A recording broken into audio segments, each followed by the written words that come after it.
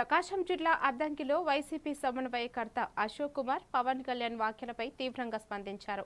సభల్లో వైసీపీ నాయకులను గూండాలుగా పేర్కొనడాన్ని ఆయన ఖండించారు.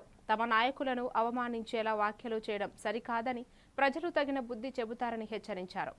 అలాగే వివిధ కేసులు, రాజకీయ పరిమాణాలను ప్రస్తావిస్తూ కూటమి ప్రభుత్వంపై విమర్శలు చేశారు. పవన్ కళ్యాణ్ డిప్యూటీ సీఎం హోదాలో బాధ్యతగా వ్యవహరించాలని సూచిస్తూ ప్రజలు అన్ని అంశాలను గమనిస్తున్నారని ఆయన పేర్కొన్నారు. సీఎం పవన్ కళ్యాణ్ గారు ఒక సభలో మాట్లాడుతూ ప్రతి వైసీపీ గూండా అన్నట్టు మాట్లాడారు.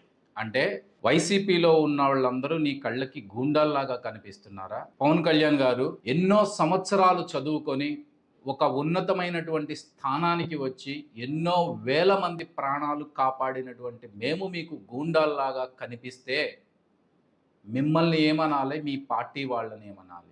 అలా జనరలైజ్ చేసి మాట్లాడాల్సి వస్తే మీ పార్టీ ఎమ్మెల్యే అరవ శ్రీధర్ ఒక ఆడబిడ్డ మీద చేసినటువంటి అఘాయిత్యానికి మీ పార్టీ వాళ్ళందరినీ కూడా జనసేన పార్టీ వాళ్ళందరూ అబార్షన్లు చేయిస్తారు అని మేము మాట్లాడితే ఎలా ఉంటుంది?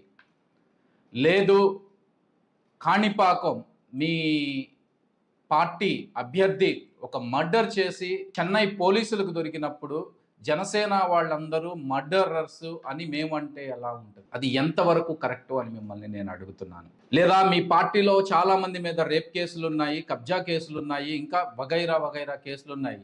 జనసేన వాళ్ళందరూ ఇలానే అని మేమంటే మీ ఫీలింగ్ ఎలా ఉంటుంది అనేది ఒక్కసారి ఆలోచించుకోండి. ఏదో సాయి కృష్ణ కేసు గురించి మాట్లాడుతూ ఒక మర్డర్ చేసిన వారికి మీరు ఎలా సపోర్ట్ చేస్తారు అని మాట్లాడుతున్నారు. పవన్ కళ్యాణ్ గారు సాయి కృష్ణ చేసినటువంటి పనిని మేము ఎక్కడా సమర్థించలేదు.